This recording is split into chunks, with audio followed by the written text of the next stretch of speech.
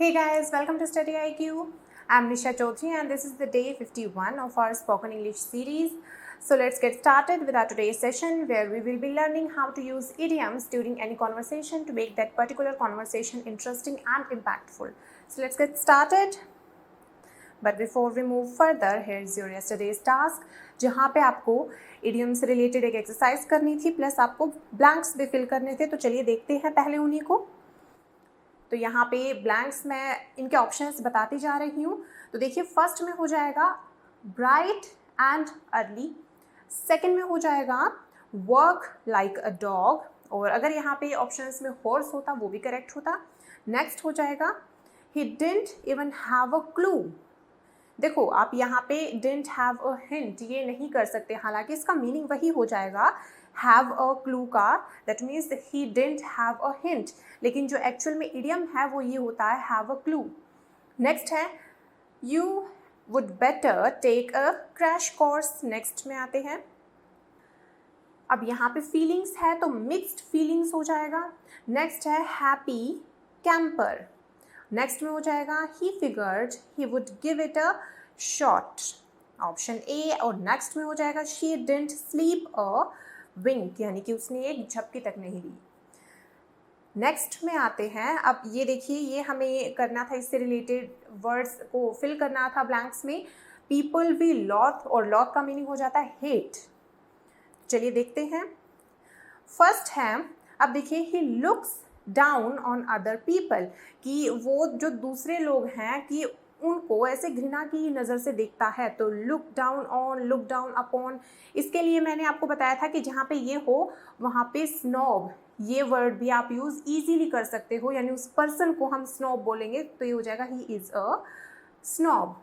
Next में आते हैं, she is always talking about others behind there back. अब किसी के पीठ पीछे उनके बारे में बोलने वाले, उनके बारे में डिस्कशन करने वाले लोगों को हम क्या बोलते हैं? She is a gossip. अच्छा, अब आप सोचोगे कि गॉसिप तो वो होती है कि जो हम चुगलियाँ करते हैं. अब उस पर्सन को क्या बोलते हैं? जी उस पर्सन के लिए भी हम गॉसिप ये टर्म बिल्कुल यूज़ कर सकते हैं. नेक्स्ट है she is against anyone in a position of power और अथॉरिटी, यानी कि वो हर उस पर्सन के अगेंस्ट रहती है जो कोई पर्सन पावर में या अथॉरिटी में होता है. तो ऐसे में हो जाएगा she is a rebel, REBEL, rebel. Next है he is horrible to anyone he sees as smaller और वीकर, यानी कि वो जिसको भी ये देखता है कि वो उससे छोटा है या फिर उससे कमज़ोर है वो उसके साथ में बहुत बुरा बिहेव करता है, हॉरिबली बिहेव करता है. तो वहाँ पे क्या हो जाएगा? ही इज़ अ बुली.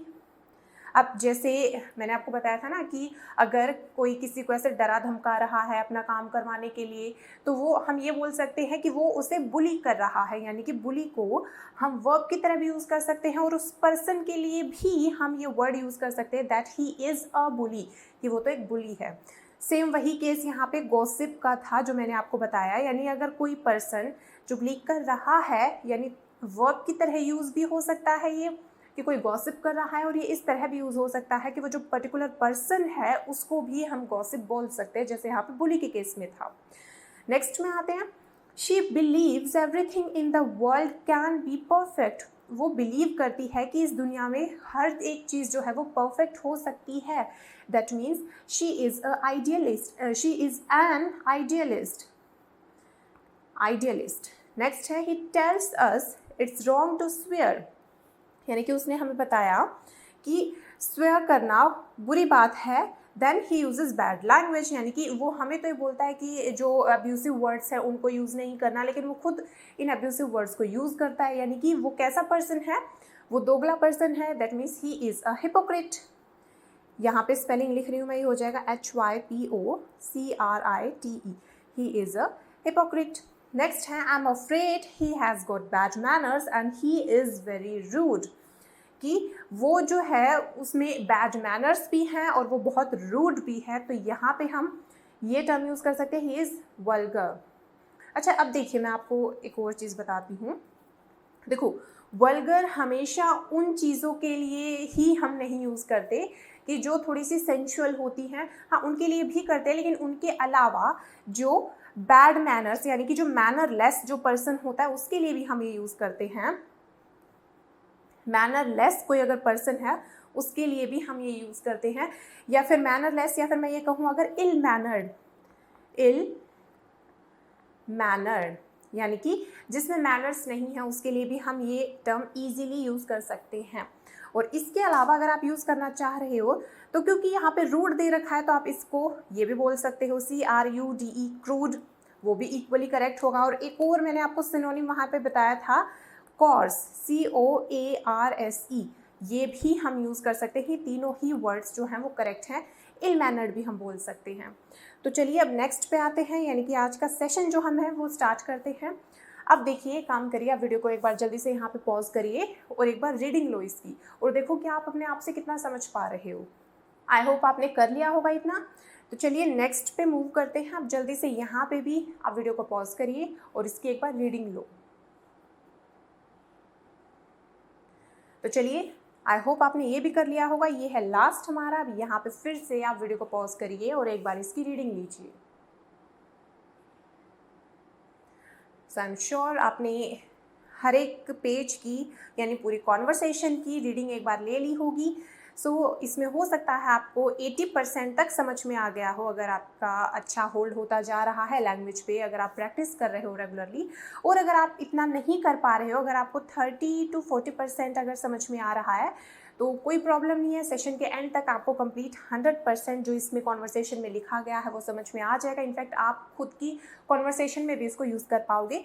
तो चलिए स्टार्ट करते हैं इडियम्स के मीनिंग के साथ में। फर्स्ट है to beat around the bush, और ये तो बहुत ही अच्छा इडियम है डेली लाइफ में यूज़ करने के लिए। इसका मीनिंग हो जाएगा कि बातों को गोल गोल घुमाना बजाय कि मेन पॉइंट पे आना। तो ये हो सकता है कि देखिए, to talk around the subject, की कोई मेन पॉइंट है उस पर हम बात नहीं करना चाह रहे, बस बातों को गोल गोल घुमाए जा रहे हैं, तो वहाँ पे हम इसको यूज़ करते हैं to beat around the bush. और इसके सिनोनिम्स जो हैं वो भी आप लिख लेना। एक सिनोनिम इसका होता है इक्विवोकेट, EQUIVOCATE, इक्विवोकेट। दूसरा इसका सिनोनिम होता है TERGIVERSATE, टर्जीवर्सेट। अब इसको टर्गीवर्सेट नहीं बोलेंगे, ये जो है जी, इसको हम जी ही प्रोनाउंस करेंगे। ये हो जाएगा टर्जीवर्सेट या फिर इक्विवोकेट। और ये दोनों ही वर्ड्स हम यूज़ कर सकते हैं to beat around the bush के लिए। और ये दोनों ही जो हैं वो वर्ब हैं, वर्ब की तरह हम इसको यूज़ कर सकते हैं। तो अब देखते हैं, एग्जाम्पल में आते हैं। कारा beat around the bush for an hour, then finally told us she needed a ride to Kennedy Airport। यानी कि कारा ने पहले तो लगभग 1 घंटे तक इधर उधर की बातें की, यानी बातों को घुमाती रही वो, फिर फाइनली उसने हमें बताया कि उसे एक राइड चाहिए कैनेडी एयरपोर्ट तक जाने के लिए, यानी कि बेसिकली उसको लिफ्ट चाहिए। उसने बहुत घुमा फिरा के बातें करने के बाद में उसने बताया।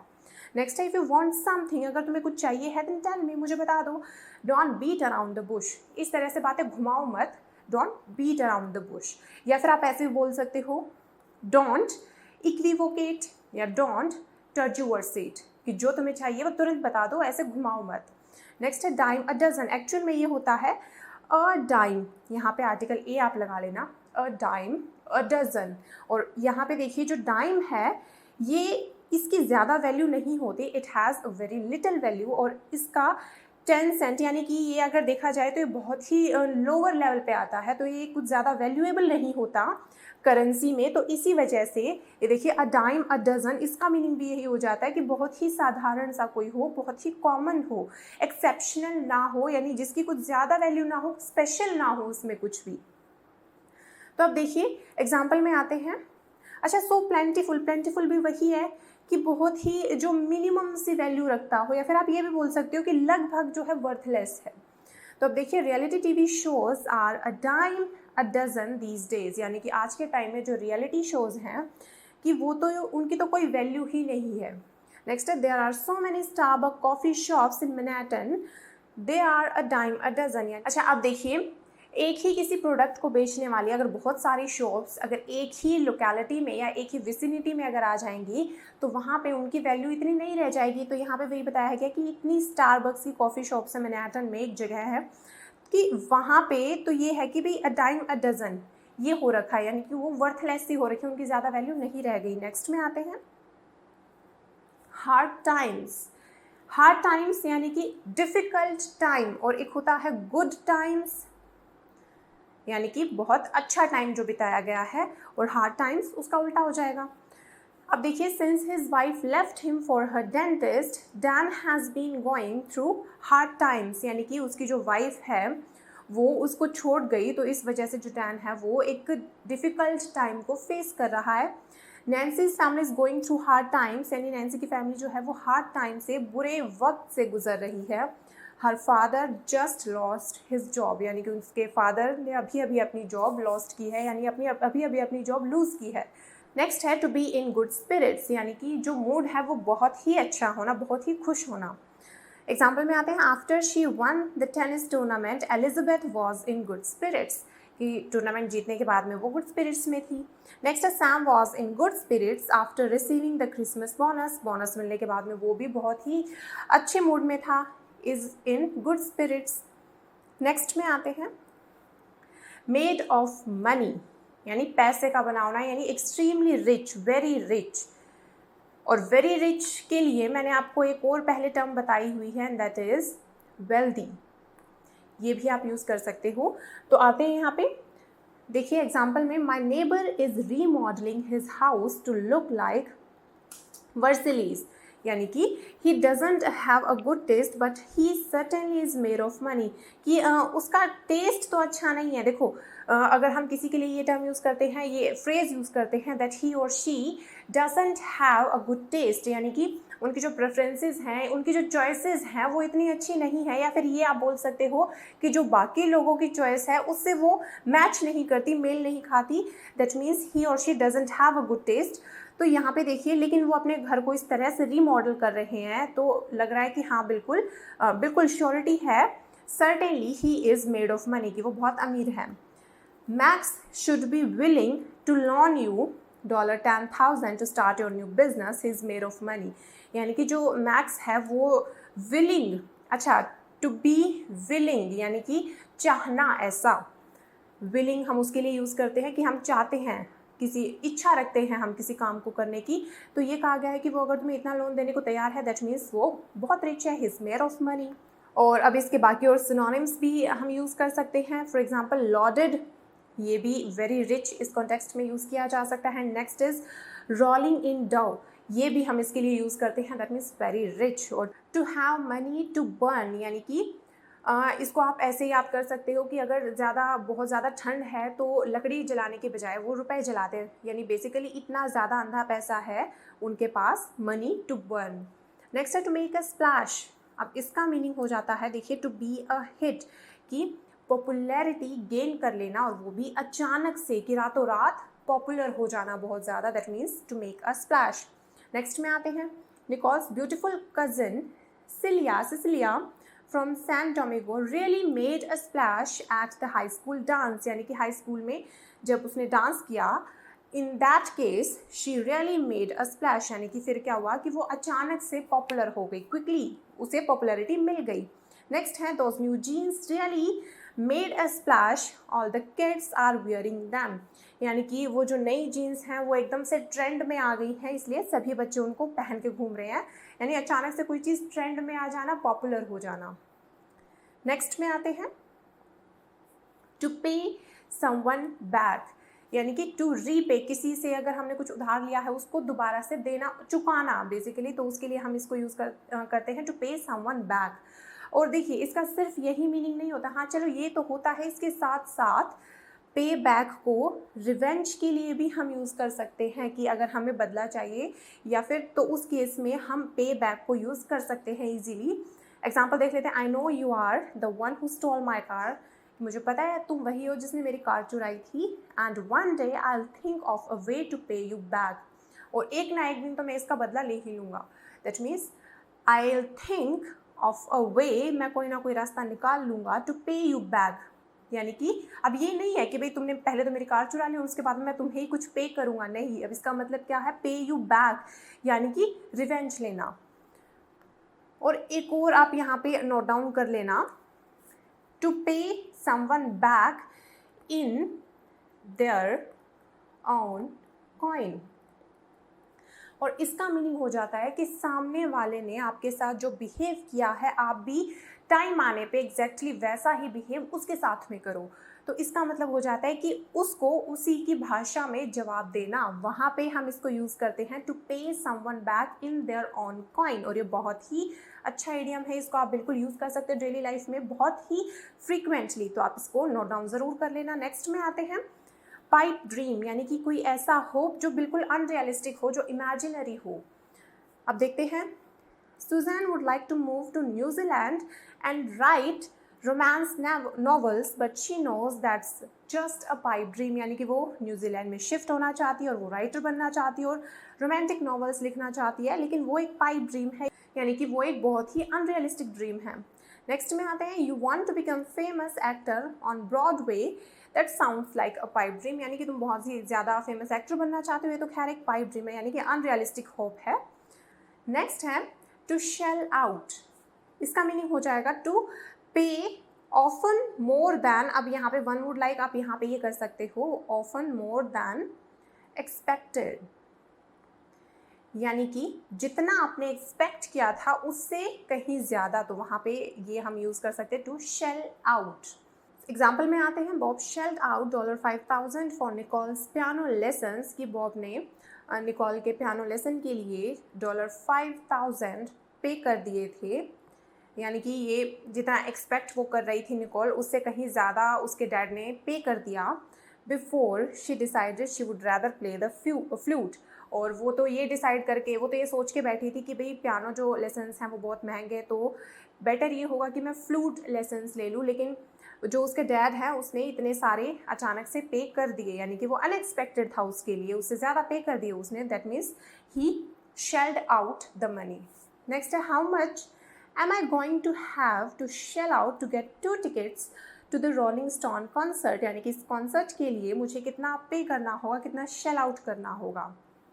नेक्स्ट है to take something by storm, अब यहाँ पे भी इसका वही मीनिंग हो जाएगा कि अचानक से पॉपुलर हो जाना, जैसे हमने अभी थोड़ी देर पहले किया था। तो यहाँ पे एग्जाम्पल में आते हैं, the play the producers really took New York by storm, यानी कि वो न्यूयॉर्क में एकदम से पॉपुलर हो गया। अब यहाँ पे देखिए टेक समथिंग, ये समथिंग की बजाय समवेयर भी हो सकता है, यानी कोई प्लेस भी हो सकता है। अब जैसे यहाँ पे देखिए न्यूयॉर्क की बात हो रही थी, प्लेस है ये।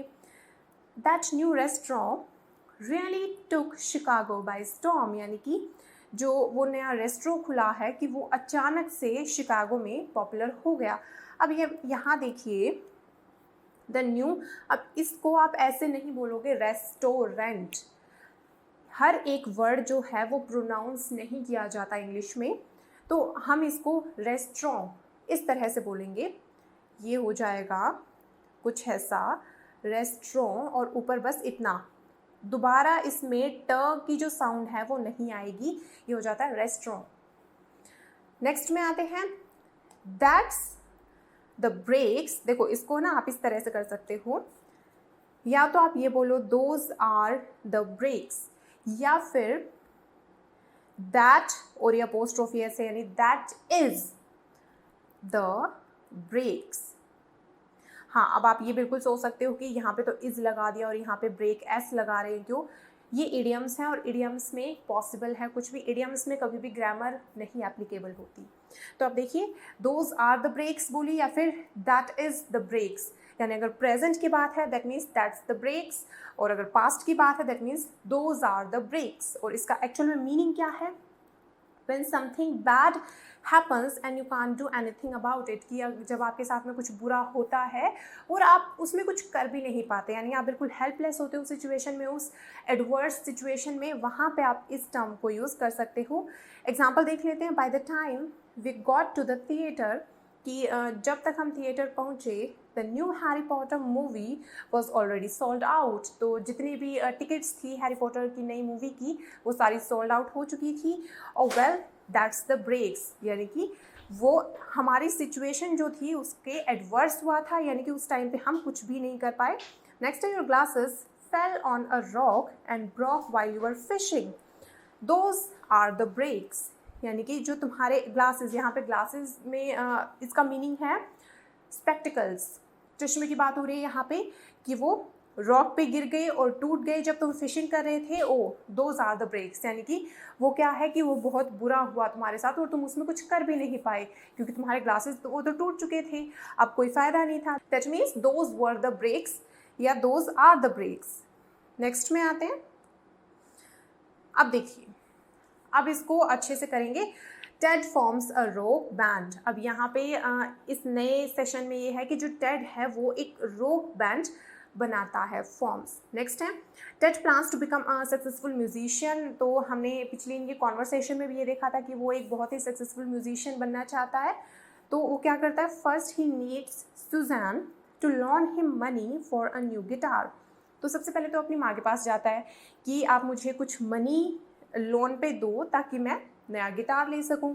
सुजैन सजेस्ट, वो उसको सजेस्ट करती है that Ted bake cookies to earn the money, कि पहले तुम्हें इसके लिए कुकीज़ को बेक करना पड़ेगा रुपए कमाने के लिए। देखो क्या होता है, ये कॉन्वर्सेशन ना मैंने एक अमेरिकन बुक से ली है और वहाँ पे बेसिकली सभी फॉरेन कंट्रीज़ में, अगर यहाँ पे इंडिया को अगर छोड़ दिया जाए, इंडिया की नेबरिंग कंट्रीज़ को अगर छोड़ दिया जाए, तो मैक्सिमम जो फॉरेन कंट्रीज़ हैं, या मैं ये कहूँ अगर कि डेवलप्ड कंट्रीज़ जो हैं, वहाँ पे वैसे रिलेशंस नहीं होते पेरेंट्स और उनके बच्चों के जैसे हमारे यहाँ होते हैं। अब हमें अगर ज़रूरत होती है रुपए की तो हम डायरेक्ट पेरेंट्स को बोल देते कि हमें इतने रुपए चाहिए, लेकिन अगर उनको ज़रूरत होती है तो वो ऐसे बोल नहीं सकते। इनफैक्ट उनको अपने पेरेंट्स से मिलने के लिए भी, उनके साथ में डिनर या कोई भी मील करने के लिए भी अपॉइंटमेंट लेनी पड़ती है। वो इस तरह के रिलेशंस रखते हैं। तो इस वजह से यहाँ पे हो सकता है आपको थोड़ा ऑकवर्ड लगे ये सुनने में कि उसकी माँ, देखो पहली बात तो ये कि वो लोन के लिए पूछ रहा है अपनी माँ से, जो कि अपने आप में ऑकवर्ड है चीज़। और दूसरा ये कि वो, उसकी माँ उसको ये सजेशन दे रही है कि तुम ये कुकीज़ बेक करो, इसके बदले में मैं तुम्हें रुपए दे दूँगी, यानी कि तुम्हारी कमाई हो जाएगी। तो ये दोनों ही चीज़ें हमारे यहाँ पे थोड़ी सी ऑकवर्ड हैं, लेकिन वहाँ पे ये एब्सोल्युटली नॉर्मल है। तो चलिए आगे मूव करते हैं। सुजैन बोलती है that you are in good spirits today Ted, कि आज तो तुम्हारा मूड बहुत अच्छा लग रहा है टेड। तो उसमें वो बोलता है I have got a great news mom, कि मेरे पास बहुत अच्छी न्यूज़ है। वो पूछती है व्हाट इज़ इट। तो इस पे टेड का रिप्लाई होता है Amber and I are going to start a rock band, कि अंबर और मैं एक नया रॉक बैंड स्टार्ट करने जा रहे हैं। तो इस पे आगे सुजैन बोलती है गुड फॉर यू, कि चलो तुम्हारे लिए अच्छा है ये। इस पे टेड बोलता है mom I am not going to beat around the bush, कि देखो माँ मैं घुमा फिरा के बात नहीं करूँगा। I need to borrow $1,000 for a new guitar, मुझे रुपए बोरो करने हैं आपसे, उधार चाहिए अभी के लिए $1,000 की। मैं घुमा फिरा के बात नहीं करूँगा, मैं डायरेक्ट पॉइंट पे आता हूँ, मुझे आपसे रुपए बोरो करने हैं। तो इस पे सुजैन बोलती है Ted your father and I can't shell out that much, यानी कि ये तो हमारी एक्सपेक्टेशन से बहुत ज़्यादा है इसका प्राइस। आपको पता है म्यूज़िकल जो इंस्ट्रूमेंट हैं उसके प्राइस काफ़ी हाई होते हैं। तो वो बोलती है कि मेरे लिए और तुम्हारे फादर के लिए इसे पे कर पाना, इतनी हैवी अमाउंट को पे कर पाना बहुत मुश्किल है। We aren't made of money, that means we aren't rich, we aren't wealthy.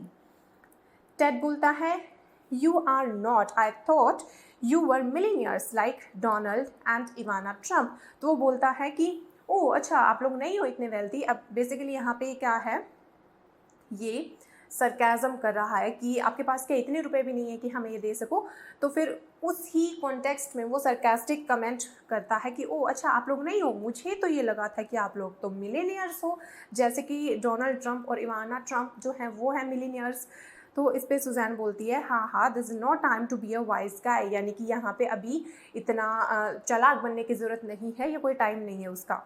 Ted बोलता है आई प्रॉमिस आई पे यू बैक, कि देखो मैं प्रॉमिस करता हूँ मैं तुम्हें पे कर दूंगा, दोबारा मैं चुका दूंगा ये जितना भी मैं अभी उधार लेने की बात कर रहा हूँ। इस पर सुजैन बोलती है कि अच्छा कैसे चुकाओगे ये बताओ पहले। तो आगे चलते हैं, अभी देखिए।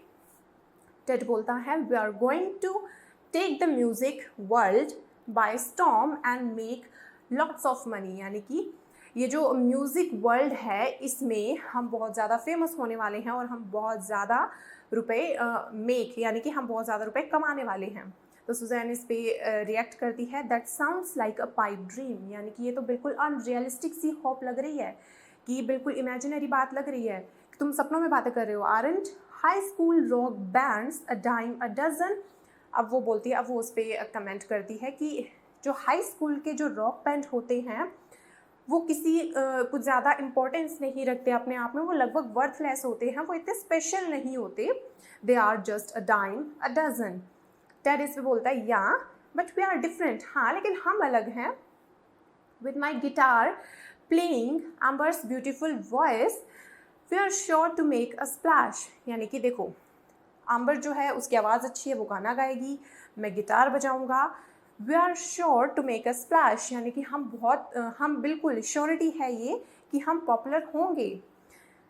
इस पर सुजान बोलती है, well we are going through hard times, कि हम बहुत ही हार्ड टाइम से, बहुत मुश्किल समय से अभी गुजर रहे हैं। You are going to have to work for that $1000, तो ऐसे में तुम्हें काम करना पड़ेगा, तुम्हें ये रुपए कमाने पड़ेंगे, ऐसे में उधार नहीं दे सकती, तुम्हें एक्चुअल में काम करना पड़ेगा, फिर तुम्हें कमाने पड़ेंगे ये रुपए। टेड पूछता है हाउ, तो इस पे वो बोलती है, यू कैन बेक कुकीज़, तुम कुकीज़ बना सकते हो, बेक कर सकते हो। टेड बोलता है, I bet Mrs Crampton never made Eric bake cookies but I guess those are the breaks. अब यहाँ पे देखिए ये दे रखा है, एरिक क्लैप्टन जो है वो एक बहुत ही पॉपुलर गिटारिस्ट है, तो वो बोलता है कि आई बेट, यानी कि मैं इस बात को लेके बिल्कुल श्योर हूँ। अच्छा ये देखिए, आई बेट हम तब यूज़ करते हैं जब आप किसी बात को लेके बहुत ज़्यादा श्योर होते हो। तो वो बोलता है टेड कि हाँ ये इस बात में मैं बहुत ज़्यादा श्योर हूँ कि जो मिसेस क्रैम्पटन है, यानी कि जो एरिक क्लैप्टन जो बहुत अच्छा बहुत पॉपुलर गिटारिस्ट है, कि उसकी माँ ने has never made Eric bake cookies, उसकी माँ ने तो उससे कभी कुकीज़ नहीं बनवाई होंगी, यानी कि आप मेरे से ही क्यों कर पा रहे हो, देखो इतना पॉपुलर गिटारिस्ट है, उसकी माँ ने तो कभी उससे ऐसे काम नहीं करवाया होगा, इसके लिए तो मैं श्योर हूँ। But I guess those are the breaks, और इन एडवर्स सिचुएशन में अब मैं कुछ कर भी नहीं सकता। तो ये थी कॉन्वर्सेशन हमारी आज की। अब देखिए ये आपका टास्क रहेगा, आपको इनमें से ऑप्शंस चूज़ करने हैं, और इसके बाद में हम आते हैं नेक्स्ट सेशन, नेक्स्ट पार्ट में। अब देखिए आज का हमारा वोकैब वाला जो पोर्शन है उसमें हम करेंगे मेडिसिन लेबल्स, यानी कि जो मेडिसिन लेते टाइम में जो जो वर्ड्स यूज़ हो सकते हैं वो सारे देखेंगे हम अभी। देखिए फर्स्ट है डिज़ोल्व समथिंग या डिज़ोल्व इन समथिंग। अब ये तो खैर आपको पता होगा, मीन्स घुलना, सॉल्युबल होना। तो हम नेक्स्ट पे मूव करते हैं डायरेक्ट, लेथार्जी। अब लेथार्जी होता है कि शरीर में एनर्जी नहीं बचना किसी भी काम को करने की, तो वो हो जाएगा लेथार्जी, और उस पर्सन को हम बोलते हैं लेथार्जिक पर्सन, यानी कि कोई भी काम करने की हिम्मत नहीं बची हुई है, कि एनर्जी सारी हमारी पहले ही किसी और काम में लग चुकी है, तो बिल्कुल लेथार्जिक हो चुके हैं। या फिर लेथार्जी ये बेसिकली आलसी के लिए भी हम टर्म यूज़ कर देते हैं। नेक्स्ट है drowsiness, state of being tired, यानी कि वो होता है ना कि एक, अगर मैं शुद्ध हिंदी में लिखूँ तो यहाँ पे ऊँघना, अगर आपने ये नाम सुना हो, यानी कि ऐसी स्टेट कि उसमें आपको थकान भी हो रही है, आपको हल्की हल्की नींद भी आ रही है, और जैसे नॉर्मली होता है कॉलेज लेक्चर्स में होता था कि जो बैक बेंचर्स होते थे तो वो क्या करते थे, ऐसे बैठते थे और बाद में अचानक से यूँ बैठे बैठे वो करते थे ना, दैट मीन्स वो क्या है, वो उनकी ड्राउजीनेस की स्टेट होती थी, कि ऐसे बैठे हैं और बैठे बैठे अचानक से वो नींद आ रही है उनको, तो उसको हम बोलते हैं ड्राउजीनेस। नेक्स्ट है short term, short term, long term, यानी कि छोटे टाइम के लिए और ज़्यादा टाइम के लिए। डोज यानी डोसेज की अमाउंट ऑफ मेडिसिन की, एक टाइम में आपको कितनी अमाउंट लेनी है मेडिसिन की, वो हो जाती है हमारी डोज या डोसेज। नेक्स्ट है एंक्लोज्ड, एंक्लोज्ड में देखिए इंक्लूडेड इनसाइड समथिंग एल्स, किसी के अंदर कुछ चीज़ पैक होना। फॉर एग्जांपल जो लेटर है वो डालते हैं लेटर कवर के अंदर, यानी एनवेलप के अंदर जब हम डालते हैं तो वो एनवेलप के अंदर एंक्लोज्ड होता है, उसके अंदर बंद होता है। लीफलेट, अब लीफलेट हो जाएगा कोई भी पर्ची, इन्फॉर्मेशन जिस पे लिखी हुई हो, कोई भी पर्ची हो सकती है लीफलेट। अच्छा लीफलेट से एक और चीज़ मैं आपको बताना चाहूँगी, देखिए तो नोटबुक में वो जो पन्ना होता है उसे इंग्लिश में क्या बोलते हैं, देखिए उस पन्ने को हम बोलते हैं लीफ, तो पेज किसको बोलते हैं, देखो जैसे ये एक पन्ना हो गया, ये एक साइड का पेज, ये दूसरी साइड का पेज, और ये जो पूरा है पन्ना वो होता है लीफ। ये नहीं होता कि अब जैसे ऐसे काउंट कर लिए, ये 1 पेज, ये 2nd पेज, ये 3rd पेज, यानी किसी बुक में इतने हैं कि भी 6-7 पेजेस हैं, तो वो हम नहीं बोलेंगे। एक्चुअल में क्या होता है, वो लीफ होते हैं, वो पूरा एक जो पन्ना होता है ना वो लीफ होता है, और उसके एक साइड एक पेज, दूसरी साइड दूसरा पेज, वो पेजेस होते हैं। तो यहाँ पे लीफलेट यानी कि एक वो पूरी पर्ची। साइड इफ़ेक्ट, ये आई एम श्योर आपको पता है कि कोई भी आप कोई भी ड्रग लेते हो, अच्छा बेसिकली जो ड्रग है यहाँ पे टर्म यूज़ हो रही है दैट मीन्स मेडिसिन। तो अगर आप कोई भी मेडिसिन ले रहे हो, अगर वो आप पे कोई बैड इफ़ेक्ट डालती है, यानी कोई बुरा इफ़ेक्ट उसका सामने देखने को हमें मिलता है, एडवर्स इफ़ेक्ट देखने को मिलता है, दैट मीन्स वो क्या है, साइड इफ़ेक्ट। डिसऑर्डर, डिसऑर्डर यानी कि कोई भी चीज़ जो है प्रॉपर ऑर्डर में ना होना, ये किसी भी केस में हम यूज़ कर सकते हैं। देखिए 2 चीज़ें हैं इसमें, एक तो हो जाएगा डिस, एक ऑर्डर, यानी कि कोई जो चीज़ पहले प्रॉपर ऑर्डर में चल रही थी वो अभी प्रॉपर ऑर्डर में नहीं रह गई है, उसमें कुछ ना कुछ डिस्टर्बेंस आ गई है, वो डिसऑर्डर में आ चुकी है, नॉर्मल प्रोसेसिंग नहीं रह गई है। नेक्स्ट है डिस्कार्ड समथिंग। डिस्कार्ड होता है किसी भी चीज़ को फेंक देना या किसी चीज़ से छुटकारा पा लेना, डिस्कार्ड। अच्छा, किसी चीज़ को डिस्कार्ड कर देना, और एक और है कि अगर किसी चीज़ से आपको छुटकारा पाना है तो उसके लिए हम ये टर्म यूज़ कर सकते हैं डिस्पेंस, डिस्पेंस विद समथिंग। या आप लिख लेना डिस्पेंस विद समथिंग, यानी किसी चीज़ से छुटकारा पा लेना, और डिस्कार्ड समथिंग किसी चीज़ को फेंक देना। परसिस्ट यानी कि जारी रखना, कंटिन्यू रखना। एक्सपायरी डेट, अब कोई भी जैसे प्रोडक्ट होता है उसकी एक डेट फिक्स होती है कि उसके बाद में आप उसको नहीं यूज़ कर सकते, तो वो हो जाएगी उसकी एक्सपायरी डेट। और एक्सपायर ये पर्सन के लिए भी हम यूज़ कर सकते हैं, किसी की अगर डेथ हो जाती है तो वहाँ पे हम बोलते हैं दैट ही एक्सपायर्ड। आपने हिंदी में सुना होगा कि उसके जो ग्रैंडफादर हैं वो एक्सपायर हो गए, तो वही है कि ये सिर्फ प्रोडक्ट्स के केस में नहीं, ह्यूमन बींग्स के केस में भी यूज़ होता है। और ह्यूमन बींग के केस में देखो, हो सकता है ये जो एक्सपायर है थोड़ा सा रूड लगे, तो इससे भी ज़्यादा पोलाइट अगर आपको यूज़ करना है कोई टर्म तो वो हो जाएगा पास अवे। ये भी आई गेस मैं करवा चुकी हूँ आपको, पास अवे। अच्छा, ये अलग अलग है, वो एक साथ में लिखा गया, पास अवे। नेक्स्ट में आते हैं, अब देखिए exceed, to do more of something than is stated in an order or law, यानी कि कोई भी चीज़ जितनी फिक्स है उससे ज़्यादा अमाउंट में या तो उसको यूज़ करना या उसको कहीं देना या उसको लेना। मीन बेसिकली क्या है, कोई भी अमाउंट जो पहले से फिक्स है उससे ज़्यादा, उससे एक्स्ट्रा, और एक्स्ट्रा यानी कि एक्सीड कर जाना। देखिए do not exceed the stated dose, यानी कि स्टेटेड डॉज। अच्छा, स्टेटेड यानी जितनी बताई गई है, जितनी डॉक्टर ने प्रिस्क्राइब की है उससे ज़्यादा, उससे एक्सीड मत करना, उससे ज़्यादा डोज मत लेना। You shouldn't exceed the speed limit, कि जो स्पीड लिमिट है वो एक्सीड नहीं करनी चाहिए तुम्हें। अच्छा, एक और चीज़ देखो, मोर ऑफ समथिंग, और इसका मीनिंग ही ये होता है एक्सीड। तो या तो आप ये यूज़ कर लो या फिर आप ये यूज़ कर लो कि कुछ चीज़ को ज़्यादा बढ़ाना नहीं या फिर कुछ चीज़ को एक्सीड नहीं करना। देखो, आप इन दोनों को एक साथ में मत यूज़ कर लेना, मोर दैन एक्सीड या एक्सीड मोर दैन, वो नहीं यूज़ करना बिल्कुल भी। आई एम श्योर कि आपने स्कूल में बहुत सुना होगा, जैसे ये होता है write a paragraph on women empowerment and that particular paragraph should not exceed more than 400 words, यानी कि वहाँ पे क्या है, exceed more than 400 words। exceed भी यूज़ कर दिया और more than भी यूज़ कर दिया, जबकि दोनों एक साथ नहीं यूज़ करो। या तो that paragraph should not there should not be more than 400 words, या तो ये बोलिए, या फिर that paragraph should not exceed 400 words, ये बोलिए, दोनों को एक साथ नहीं यूज़ करेंगे। और एक और एग्जाम्पल देख लेते हैं, the film exceeded my expectations, यानी कि जो फिल्म है उसने मेरी एक्सपेक्टेशंस जो हैं वो उससे कहीं ज़्यादा अच्छी निकली। It was better than I had expected, यानी कि जो मैंने एक्सपेक्ट किया था उससे कहीं ज़्यादा अच्छी निकली वो। तो अभी बाकी और जो वर्ड्स हमने अभी सीखे हैं उनको देख लेते हैं। देखिए, tablets must be dissolve in water, dissolve का तो आप वैसे भी कर लोगे, एग्जाम्पल्स बहुत सारे आप पढ़ भी चुके होंगे। अब देखिए, कई बार क्या होता है कि कुछ मेडिसिन के साइड इफ़ेक्ट हो जाते हैं, और वो साइड इफ़ेक्ट्स क्या कैसे होते हैं कि आप कोई भी टैबलेट लोगे, आपको ड्राउजीनेस फील होगी या फिर लेथार्जी, या तो आपको आलस फील होगा उससे, यानी एनर्जी जो है वो आप में से आपको ऐसे फील होगा कि आपके बॉडी में एनर्जी नहीं बची, और उसके लिए एक और टर्म है ड्रेन्ड, टू फील ड्रेन्ड, यानी कि आपके अंदर की जो एनर्जी है वो सारी ड्रेन कर ली गई है, वो सारी सोख ली गई है, निचोड़ ली गई है, या फिर ड्राउजीनेस, या फिर आपको थोड़ी सी नींद आएगी। फॉर शॉर्ट टर्म, अच्छा शॉर्ट टर्म लॉन्ग टर्म इसका आपको पता है। नेक्स्ट है वार्निंग, अब यहाँ पे ये रहती है do not exceed the stated dose, ये हमने अभी किया है। नेक्स्ट है please read the enclosed leaflet before taking these tablets.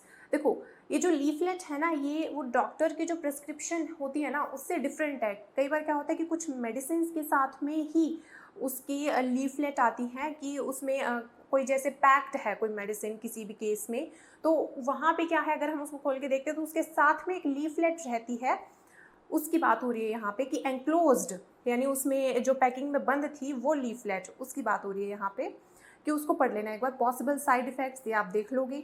Next है discard any remaining solution 60 days after opening the bottle. Bottle जैसे ही आप ओपन करते हो, कोई भी बॉटल हो सकती है, वो एलोपैथी की भी हो सकती है, होम्योपैथी की भी हो सकती है, कि अगर कोई बॉटल आपने खोल ली है मेडिसिन की बात हो रही है यहाँ पे, तो उसको उस सॉल्यूशन को जो है उसमें जैसे कई बार क्या होता है कि जैसे खांसी की दवाई ले ली, कफ सिरप, खांसी की दवाई के लिए हम कफ सिरप यूज़ करते हैं टर्म, तो कोई कफ सिरप ले ली, अब वो आधी ले ली, बाकी बच गई, और जो पेशेंट है वो पहले ठीक हो गया, तो आदत क्या है नॉर्मली कि उसको साइड में रख दिया जाता है, उसको स्टोर करके रख दिया जाता है कि नेक्स्ट टाइम जो फिर से अगर किसी के साथ में ऐसा होगा तो उसको दे देंगे, तो वो सही नहीं होता, उसको डिस्कार्ड कर देना चाहिए। कि अगर कोई भी बचा हुआ सॉल्यूशन, बचा हुआ लिक्विड अगर 60 डेज से ऊपर चला जाता है तो उसको डिस्कार्ड कर देना चाहिए, उसको फेंक देना चाहिए। If symptoms persist consult your doctor. Persist यानी कि एग्जिस्ट करते हैं, अगर कंटिन्यू रहते हैं यही सिम्टम्स जारी रहते हैं तो अपने डॉक्टर को कंसल्ट करना। Do not use after expiry date, ये भी आपको पता है। तो आज के सेशन में हमने मेडिसिन लेबल किए, और ये आपका एक और टास्क हो जाता है इडियम्स के अलावा कि आपको इन ब्लैंक्स में फिल करने हैं जो भी आज की वोकैब हमने पढ़ी है उसमें से, और ये आप मुझे सबमिट करवा सकते हो यहाँ पे। And this is my insta handle where you can ask your queries to me, और वहाँ पे क्वेरीज में आप कॉम्पिटिटिव एग्जाम से रिलेटेड जो क्वेरीज हैं वो भी आप कर सकते हो बिल्कुल। So guys, thanks for listening and just keep practising and be safe.